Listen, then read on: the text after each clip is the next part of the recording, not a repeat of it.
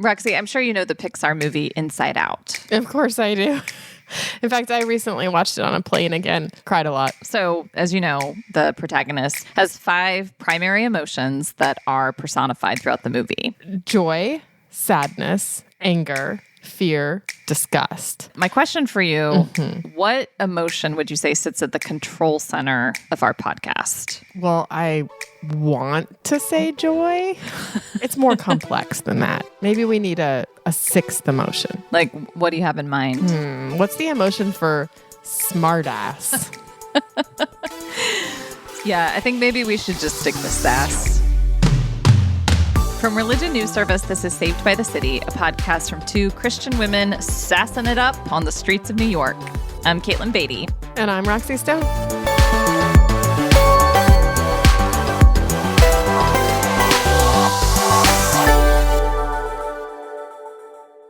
We've talked a lot on this podcast about the stranger dynamics of growing up evangelical in the 80s and 90s. We've dissected Adventures in Odyssey, purity rings, rapture-related nightmares, the gamut.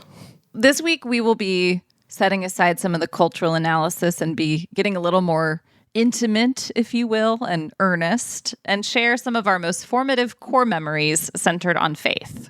Later on, we'll hear from friend of the podcast, Esau McCaulley, about his new book, The Expectations Put on Black Christians, and how the faith of his forebears set him on the path he's on today. But first, going back to Inside Out, I think about this movie all the time. Like, I think it's like shaped how I think about personality. And obviously the movie is very much about memories and how memories like form our personalities from a very young age in pretty fundamental ways. It's brilliant how the movie visualizes emotions, personality. I love the 5 islands of Riley's personality. She has Friendship Island, Goofball Island, Hockey Island, I think Family Island. What's the 5th one? Honesty. Like telling the truth, being honest and fair. Yeah. Family, friendship, goofball, hockey, and honesty. Those are good islands. So before we get to our earliest faith memories, maybe we could do a little tour of our own childhood islands. Like, what made up Tiny Roxy and Tiny Katelyn? Here we go. Enter earnest, vulnerable mode. All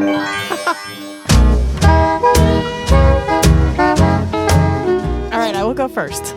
And this will not surprise you. But there's definitely an island in childhood Roxy that is just for books. Yes, this does not surprise me. I read a lot as a little kid. It definitely was like a huge part of who I was and who I became. All these stories in my head. And I would spend hours and hours and hours reading to the point where my parents would regularly be like, "It's nice outside. Go outside. Play." Yes. So then I would take my book outside.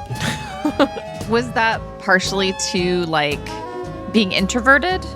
I'm sure that was part of it. I think so. I mean, I also think like imagination or creativity was, I might have made that another island, but I think they were really connected. Like I really loved telling stories too. And I just liked being in these places that were not where I was. I just loved how books would transport you, Yes. There's a books island. And, in the movie, some of her personality islands change, but I feel like you probably have many more islands than 5, as adults. I hope. But like books is definitely still there. Books remains one. Yeah. There's a lot of characters walking around like Elizabeth Bennet that I'm like definitely have made big impacts on who I became as a person. Yes. All right. What's one of your islands?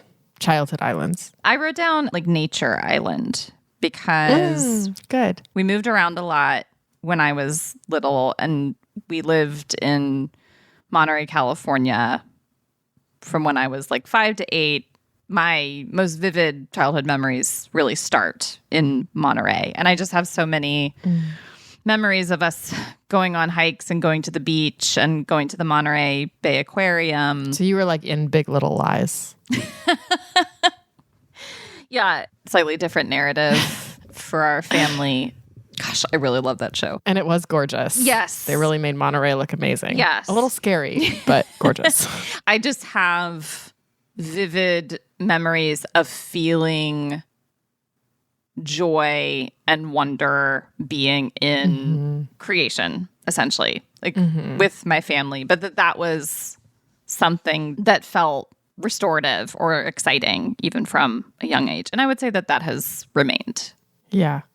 That's similar to my second island, which I would say was the lake, where we went during our summers, where my family owned a marina. And I've talked about that on here before. Like, my parents were school teachers, but then in the summer, they operated a marina on a lake that was about an hour away, and we moved there. And so I loved those long, lazy, hazy summer days at the lake, swimming, water skiing, boating, fishing, and just water, being near the water, like the sound of the water lapping and against the shore, and like just all of these things. But also it was very intensely a family time. Like, the school year felt different and busy, and everybody had a lot more going on. Whereas, like, even though my parents were working at the marina, it was like we would go in and out of the marina, and there was like a lot more just like play.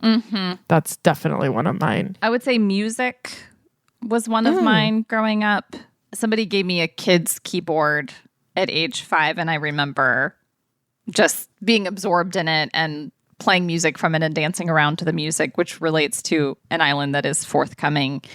But I took piano lessons from age like 8 to 18. I just remember feeling like something about reading music, playing music, it just clicked. Like, it was so natural in the way that sports were absolutely not.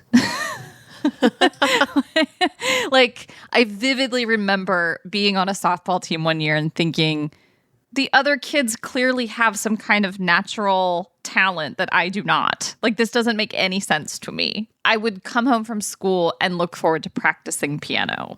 And later on played mallet percussion and was in band at school. But I really miss sitting down and playing something that's like technically challenging and beautiful. And I know that it brought a lot of joy to like my grandparents when we would visit them. I would sit down and play for them. And so I would say music is definitely one of the islands. One of my islands is sports. Dang it. It's very funny because it's like all of the exact things that you would say, only like the opposite. Because I'm like, music was very much not one of my islands, and I really wanted it to be. And I watched all the kids like you who were so good at their music. It's and not I was a like, competition. Why am I not good at that? I mean, funnily enough, I almost named this island Competition Island because I felt like it was like part of it was the competition is what I liked about the sports. Yes. But it was the sports too. I mean, I just liked being active. I loved playing sports. Which sports? As a kid, it was like lots of different sports, you know, like it was like whatever was in PE. But I also knew that like once I got to middle school and high school, or as we called it, junior high and high school, it would be volleyball and basketball because that's what we had available for girls to play. So you just wanted to play whatever sport was available. Anything. And that was where my energy was funneled toward, was volleyball and basketball. But I just loved it. I still love it. I love organized sports. What? If there are lawn games available to me at a picnic, I will be playing them. If there's any kind of sport on option, I will attempt to play it, whether I'll be good at it or not. I just really enjoy organized sports. And I miss that, maybe in the way that you miss playing an instrument. I don't know. I'm really happy for you. I'm happy for you. I'm so glad we both have a passion. Okay, so my third island, it is related to the goofball island from Inside Out. But it is very specifically about entertaining other people.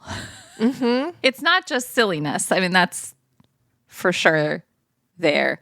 I just learned from a very young age that it felt so good to make my parents laugh. Like something about being the center of attention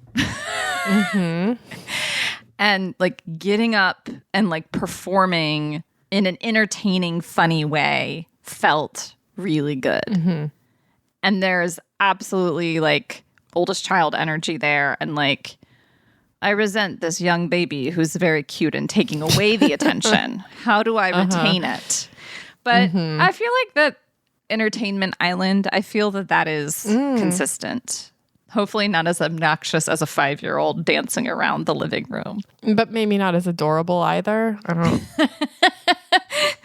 Touche. In a similar vein, honestly, maybe even less adorable though, my 4th island is Teacher's Pet Island, which is just that I needed adult validation so badly. And it was like everywhere I was, if it was at school, I was the teacher's pet. If it was at church, I was like, how do I memorize all the Bible verses and get all the gold stars?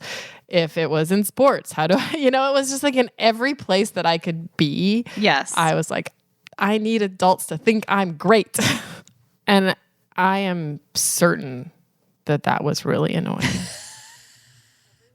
I also have a reading island, which probably doesn't surprise you either. No. When we moved from California to Ohio eventually, and then we stayed there until I was like done with high school, we lived right behind the local public library. Oh. So my brother and I could walk, like it was 300 feet between our house and the library.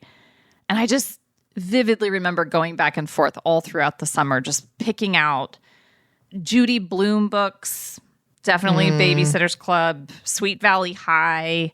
Oh, yeah. I loved Anne of Green Gables. I loved Little Women later, but also Little House on the Prairie.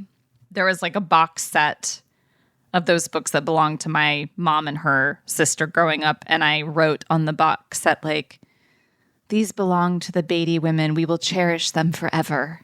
Oh. And I think some of it was probably related to being an oldest and being alone a lot, and just really almost always would rather like go to my room and read than go outside and do something active, and becoming very attached to particular characters. Yes.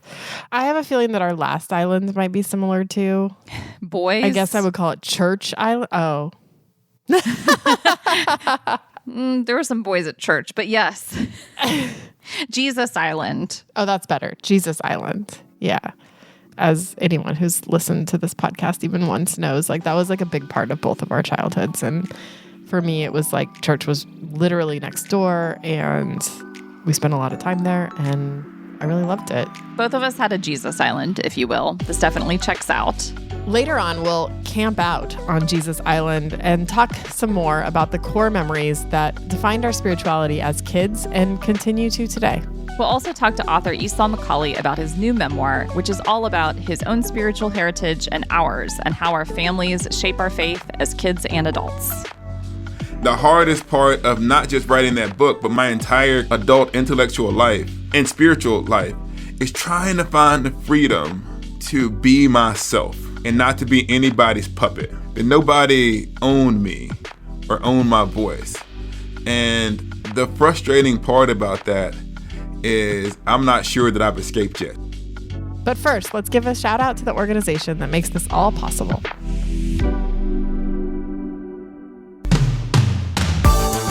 Religion News Service is an independent, award-winning source of global reporting on religion, spirituality, culture, and ethics. From encyclicals to evangelicals, RNS is here for it all. And if you like what we're doing at Saved by the City, let us know. Throw us a rating or review. It goes a long way toward helping get the word out about the show. This season on the podcast, we're doing something new. We want to hear from you, literally. We're starting the Saved by the City hotline. And this week, the prompt is, we've talked a lot about singleness. We've talked a lot about dating on the podcast. We've talked a lot about the strange men of New York City. This week, we want you to tell us your weirdest date story. Nothing is off limits. We'd love to play clips of your weirdest dates on a future episode of the podcast this season. Go to speakpipe.com. That's speakpipe.com/Saved by the City. That's speakpipe.com/Saved by the City. One of you, if you leave a message, will be receiving a piece of Saved by the City swag. Well, you can also email us at sbtcpodcast@religionnews.com. We still would love to hear from you that way too.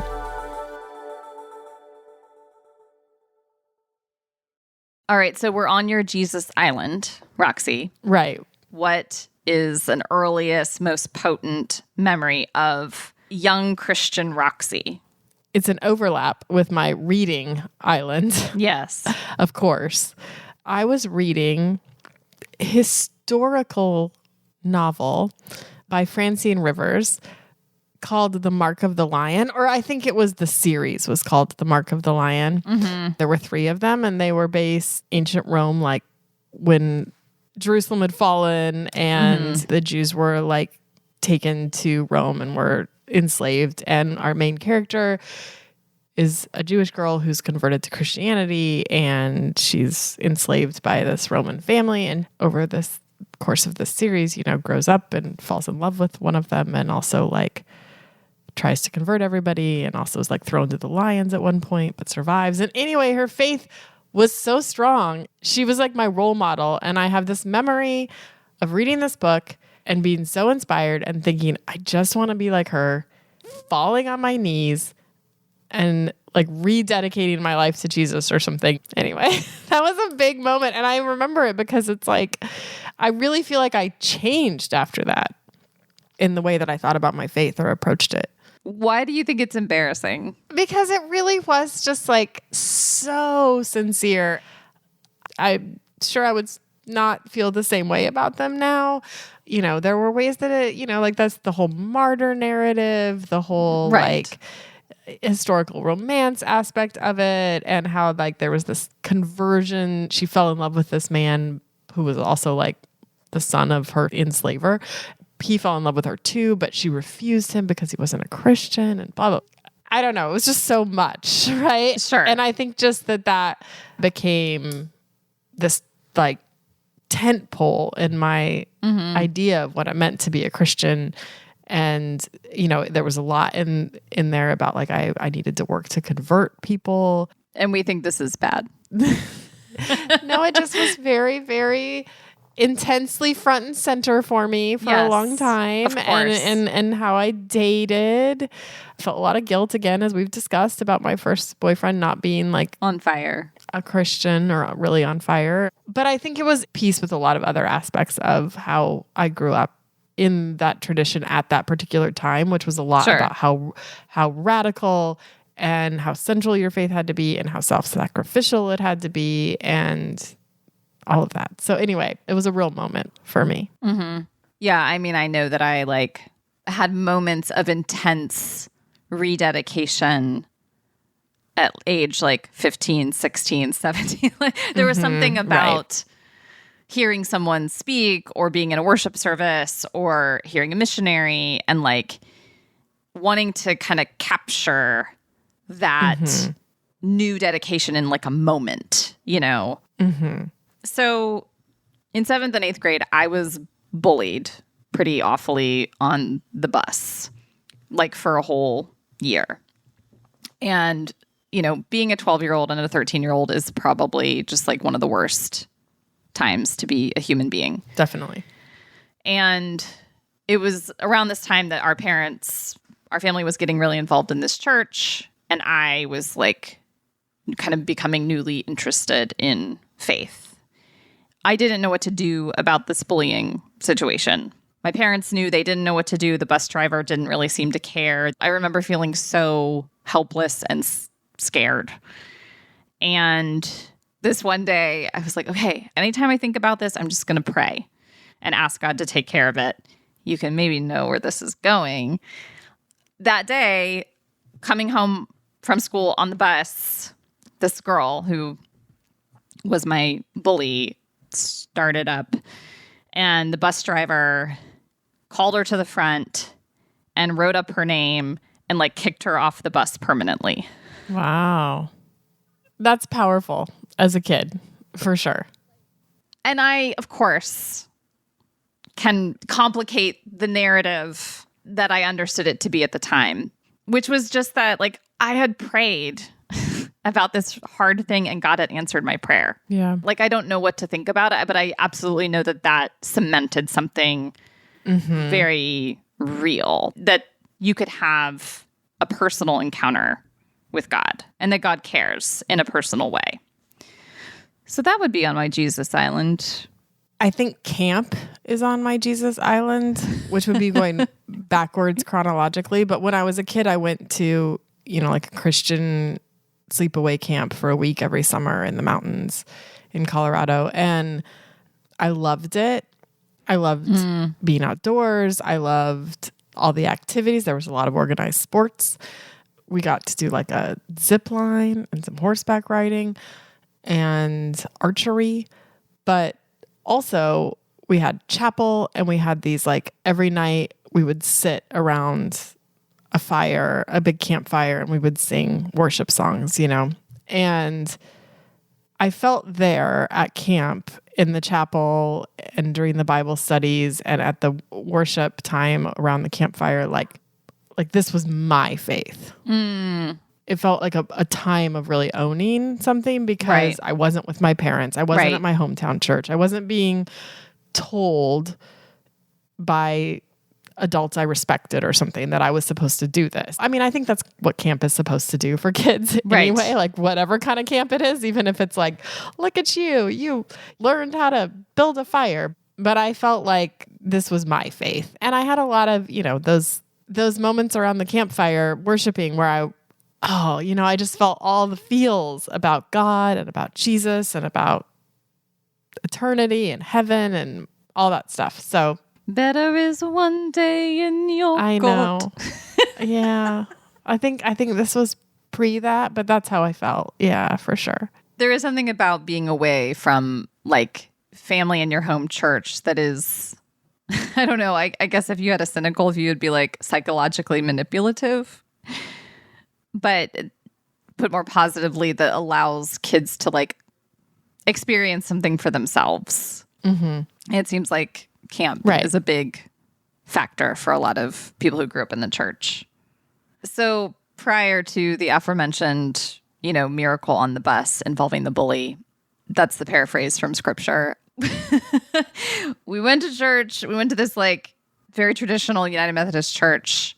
And our Sunday school teacher, I had to have been like 8 or 9, was just, like, helping us imagine what it would be like if we were praying and Jesus just appeared to us.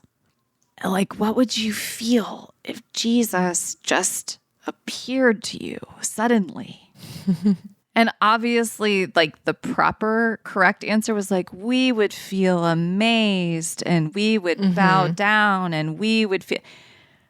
And this idea of Jesus just, like, popping it up out of nowhere, like, got into my little anxious brain. Like, I remember praying after that, Jesus, don't just suddenly appear to me. Please ring a bell or something. Like, you gotta give me a heads up. I have one last core memory that is a good one that is not scary, sort of the opposite. But I was a little older because I was driving. I can picture where I was. I was on, a road out in the country. It was beautiful. It was sunny. There were wheat fields, the whole thing. I don't quite remember what prompted this. I would describe it as a mystical experience, but I had this feeling of, like, being up in my head and then descending into my heart and feeling this overwhelming, like, sense of joy and peace and of being loved. And it was so powerful, I had to, like, pull over because I started crying. But I knew it was God. And for years after that, I could still access it. And, like, it was like there was this way I could, like, go from my head to my heart. And it was never quite, like, exactly what it was that time, but it was like I knew there was this power in me that was based on how God felt about me. And I think that experience carried me from childhood faith to adult faith. That's so good. So vivid. It's a very precious memory to me. I had an experience when I was dating the atheist boyfriend in high school. And I felt very far from God, actually. That was the framework that I was operating from. Like, I had a lot of doubt and a lot of concern. And our family was at a park, and I was sitting in a lawn chair reading, and looked up, and there was a cloud that seemed to move in such a way that was like a wave coming down and pouring over me. That was the image that came to mind. And I vividly recognized this was like God's love being present and overpowering, and provided so much like security, because I think I had such inner turmoil. There's like a tension in a lot of these memories. We remember them as being very like real and palpable. And we also have this almost adult distance from them. But at the very least, I feel grateful for the vividness of those memories. Like, I don't always know what to make of some of them. They're still part of like my story. They're still part of my Jesus Island. And my Jesus Island has stayed intact. Can you keep making core memories as an adult? Surely we can. Our guest today shares a lot in his new book about some core childhood faith memories. He also knows what it's like to think about those memories differently than how he did in the moment. Esau McCaulley is a professor of New Testament at Wheaton College, a New York Times columnist, and author most recently of the excellent memoir, How Far to the Promised Land? One Black family's story of hope and survival in the American South. It's great to have you on, Esau. Hi, Esau.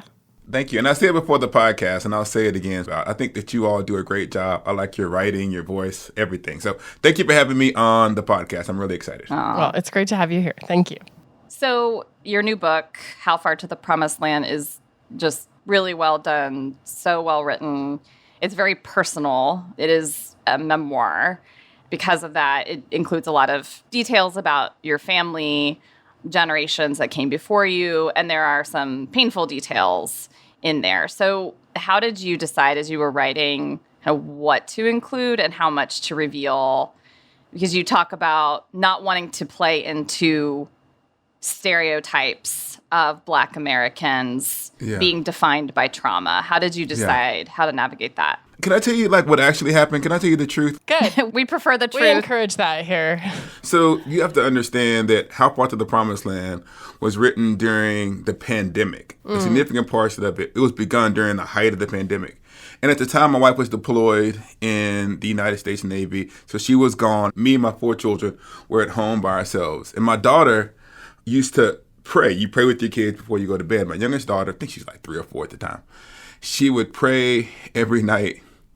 I hope that mom and dad don't get COVID and die. And that nobody gets COVID and dies.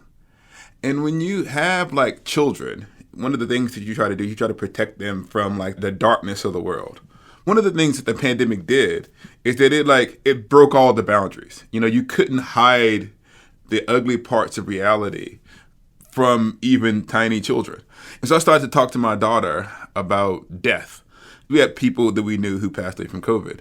One of the ways I talked to her, I said, like, I've been through things before in my life, and I've survived them. And so that truth-telling between the 4 children that I have was the first time I was able to use my life and the things that I had gone through as an encouragement for people. And so that kind of gave me the emotional and intellectual freedom and spiritual freedom to begin to talk about those things in a new and more kind of honest way. And so that was actually the beginning of it. It's like sitting down and talking to my children about what I've been through in the past and realizing the sanitized life that I had presented to them wasn't true. And that kind of gave me permission when I sat down to eventually write How Far to the Promised Land, was to do the same thing for the audience, which is to tell the audience the truth. So that's the real reason.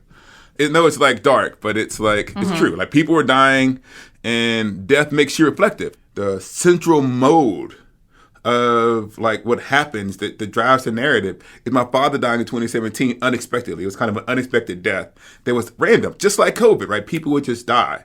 And so if you think of it as like a melancholy, hopeful book, it doesn't recount the events of the pandemic, but the vulnerability of the pandemic and how we were feeling at the time, I think informed some of the writing. I love the way that you talked about like praying directly to God in various moments of your life, for like crying out to God for help in moments of crisis, of fear. Things were happening in your family that were really difficult and hard for a child to even begin to process. So talk a little bit about your earliest faith formation. Who would you say kind of most set you on this faith path? I'm glad that you asked me about the prayers, because a lot of the prayers in the book don't get answered. Mm-hmm. Right. Not in the way that we would expect. Like, I ask you something from God and he doesn't give me the thing that I want immediately. And the reason I did it that way is because I wanted it to feel authentic. And I feel like sometimes stories that have a deeply spiritual component is like God is like the plot device that fixes everything at every point. And maybe it's just a perception and it's not reality. But there's certain people for whom Christianity just comes naturally. I don't know. It feels like all of the kind of check marks that you're supposed to get at certain points in your life, they just hit them. You know, it's almost like you're in a race, you have to run like an 8-minute mile and you got to do 2 minutes or whatever each mile. Some people can just do that. And I'm just like dying trying to get through the first lap. And so what I tried to communicate in the book is the complexity of my spiritual life, which is dealing with disappointment and hope at the exact same time. And the real stars of the book, the heroes of the book, were actually the Black women. These are the women going back from my great-grandmother, Sophia, who people will meet, to my grandmother, Lori Mae, and then my mom, Lorianne. These are the people who, they had difficult lives and things didn't always go their way. And for them, and if you let them tell the story, it was God. And their spirituality was a little bit different than like the way that I initially conceived of God, which I initially conceived of God is you jump in, you fix all of the problems. And their spirituality was more like, God, get me through the end of this day. Part of the book was me over the long scope of my childhood through to adulthood, beginning to appreciate that form of spirituality and see the power in it. And so the real hero, the hero's hero of the book is my mom, the person to whom the book is dedicated. She comes across as someone whose faith challenges me a lot. Speaking of your mom, you tell the story about in high school having the sort of career-ending injury in football and how you were on the field praying to God to heal you, and your mom was praying something very different. So talk to me a little bit about this way that we pray amid suffering and how we approach God and what we're asking for. I grew up in the Black church, and they call it the roll call that is really common in Black preaching, where they just kind of go throughout the biblical narrative and just recount miracles in the same way that David beat Goliath, the same way that Daniel and the lion's den and 3 men in the furnace, and like all of these dramatic events. And they say, that's the kind of God we serve. So when I got injured, I had torn 3 ligaments in my knee, and that seemed to signal the end of my opportunities to go to college. And in my brain, I thought, wow, wouldn't it be a really cool testimony if I can say, God knit my knee together just like they did in the roll call. It's almost like when you have that love-induced delirium where you just like are convinced that what you think is going to happen until you meet face to face with like real reality. And so I really was convinced that God was going to fix my knee and I was going to miraculously heal and just return to the football field as like, I don't know, some triumphant warrior or whatever. Like in my brain, it was like a movie because I have the crutches. And I said, okay, I'm going to put the crutches down because I didn't want the miracle to kick off too early. I had the crutches to get standing up. I took the step of faith. And my knee completely buckled. And I was like laying there. And so that was my miracle. That was what I was praying for. And we didn't have insurance as a family. So after that miracle doesn't take place, or maybe even before that, I'm like, this is not contemporaneous. There's not cut scene, my mom's over there in the next room. She just told me about it later on. So when I was praying to God to heal my knee miraculously, my mom was praying for a way for us to have the surgery. That was her prayer, like something very practical. We don't have money. We don't have any insurance. He needs surgery. And that's the prayer that actually gets answered. That there is someone who agrees to do the surgery on my knee for free. Oh, wow. Which is miraculous in its own way, right? But it doesn't fix the problem, right? I still have, a surgically repaired knee that was supposed to take 9 to 12 months to recover from in order for me to return to sports, which I thought at the time was my trip to college. I ended up getting to college a different way. But like those kinds of ideas of we have in our head a construction of what we think God might be up to based upon our preferred future. It has never worked that way, possibly in my family's history. It's manna in the wilderness, like enough for the day. You write about your time at Sewanee or University of the South, starting to adopt the intellectual habits of the white students around you, specifically white progressive students. And what you perceived was a kind of disdain toward or distrust of organized religion. Organized religion is a tool of oppression. So your experience in that time, there was a lot that you gleaned from it, but there was like severing between the intellect and the faith. How did you end up bringing those two together? Because faith and intellect are obviously so central to what you do today. I think it's really hard to talk about this aspect of my own spiritual and intellectual development because for a lot of majority culture readers, there's just a kind of a lack of, I call it imagination, to be honest. If you come from a black context and you enter into a majority white space, like the battle lines are already drawn. Like there's what we call the mainline tradition and what we call evangelicalism. And you just had to pick whichever one that you wanted. And when you say stuff like, I didn't want to be completely immersed in the mainline world, people hear that as some kind of like black conservatism. Like, oh, he wanted to be like Thomas Sowell. Like, no. I'm not talking about that form of rebellion where you rebel against the mainline tradition by becoming a black conservative. That's not what I'm talking about at all. What Sewanee wanted me to do was to be kind of a socially and politically and theologically progressive intellectual who condemned the racism of the right. That's what they wanted. Even condemn the racism of the left. They wanted me to speak about racism. That was my job, to critique the system. Now, the tricky part of it was the system was racist, right? And there's parts of the right that was racist and left. And so I felt like there was no way for me not to play the role that was given to me. There was a script. Script you had not determined, but you kind of found yourself being expected to follow. Yeah. A lot of the things that they told me that I had to say or do only through their intellectual and spiritual lens I already had in the black church. Like I already knew racism was bad, right? I already knew that there were white Christians who used Christianity to oppress black people. The same kinds of complexity and diversity in white Christian spaces existed in black Christian spaces. And I was much more drawn to that debate in black Christian spaces as to how we reconcile God and justice and racism. And so what I felt like I needed to do was to pick up a particular strand of the black Christian tradition. Because, and this may be nerdy for the podcast, but even white progressives pick up particular strands of the black tradition and call it the black tradition. In other words, everybody outside of our community are taking parts of our community and using it for their own purposes. And so I didn't feel like I was free unless I could articulate my critiques through the lens of what made sense to me. And so I felt like there was an entire path laid out for me that I can perceive that I just wanted no part of.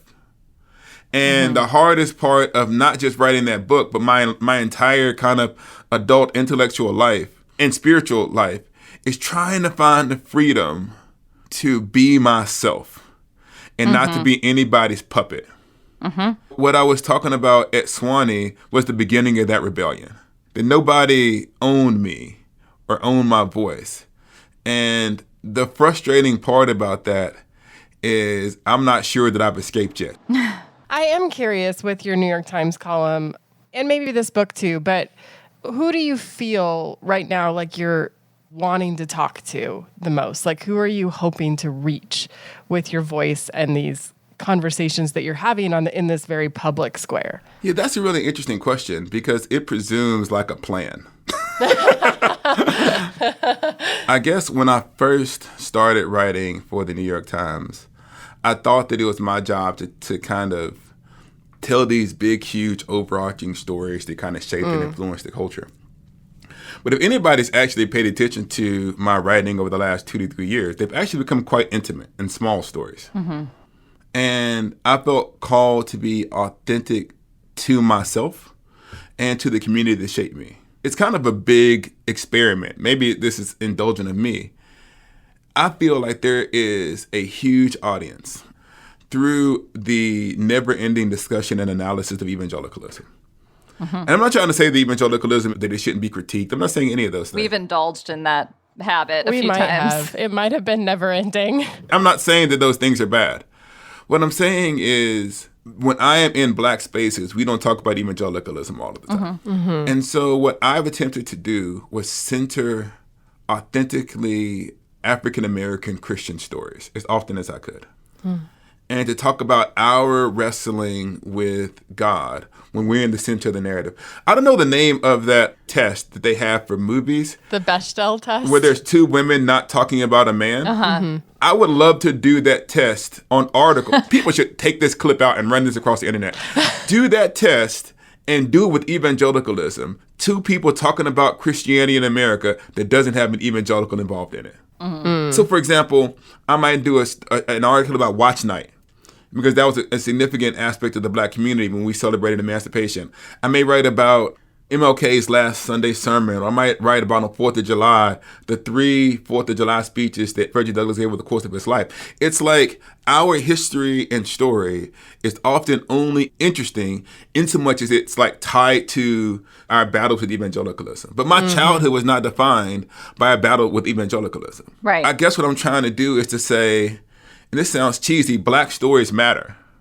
Mm-hmm. And that our walk with God is important. Now, the way that relates to How Far to the Promised Land is people kind of know what to do with the Black race book. Yeah, yeah. None of these things are bad. I said people know what to do with that book.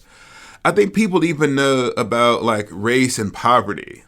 But the intersection of race, poverty, and the question of God. Can I be all of those things at once?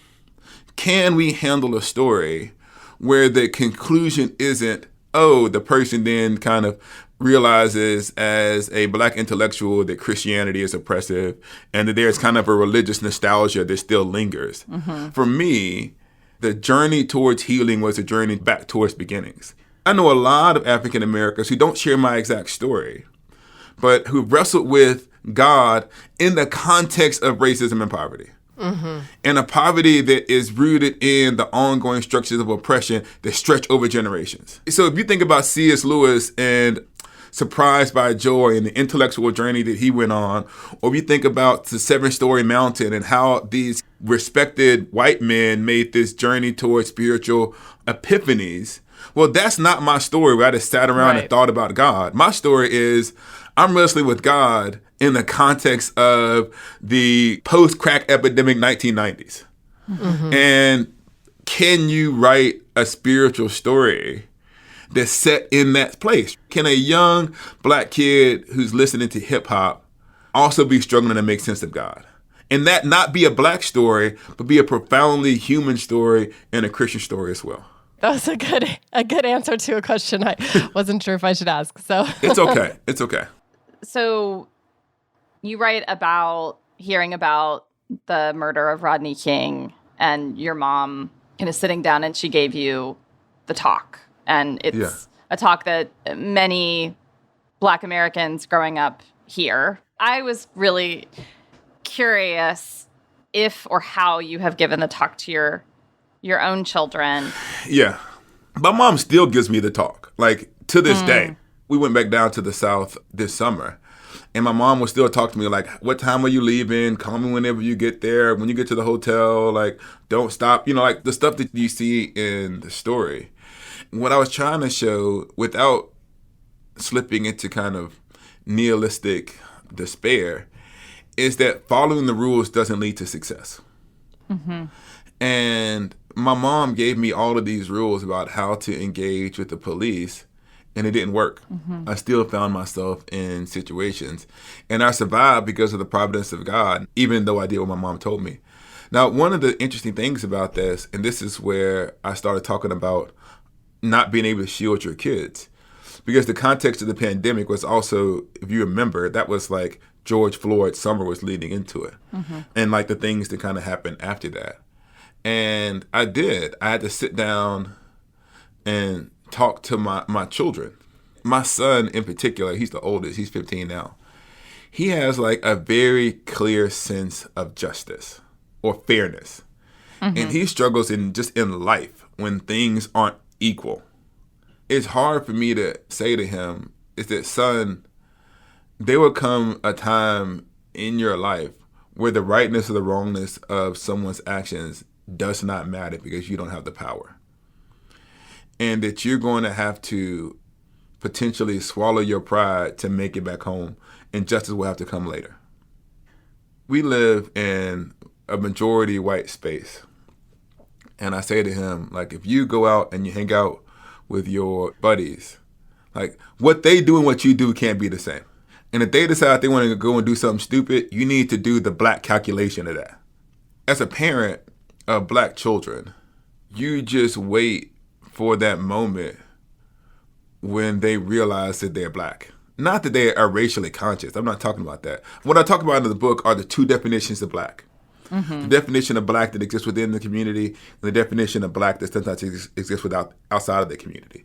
And what you fear is, as a parent, your children coming home traumatized by encountering that other definition of black. And so the struggle that you have as a black parent is, do I tell them that there's another version of black that exists out in the world so they know how to engage it? Or do I wait for the world to hurt them and then help them process it? My mom, she was on the, I'm going to tell you how the world sometimes treats you and views you.